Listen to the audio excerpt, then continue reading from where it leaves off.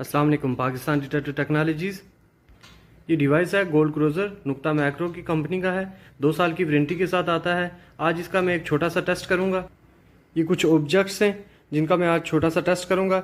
ये high mineralise पत्थर और हाई मिनरलाइज सॉइल है, तो इस पे मैं आज इसका टेस्ट करूंगा कि देखते हैं कि हाई मिनरलाइज पत्थर और हाई मिनरलाइज सॉइल से ये सिग्नल पास करता है या नहीं।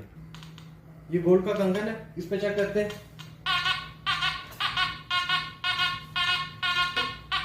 डिटेक्ट कर रहे हैं, ये गोल्ड का कंगन है। ये पाकिस्तानी 5 रुपए का सिक्का है।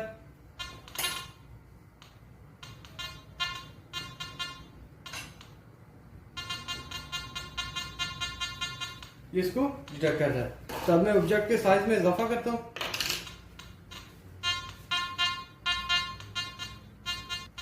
ये इसको कर रहा है। मज़ीद मालूमात के लिए हमारे व्हाट्सएप नंबर पर राब्ता करें।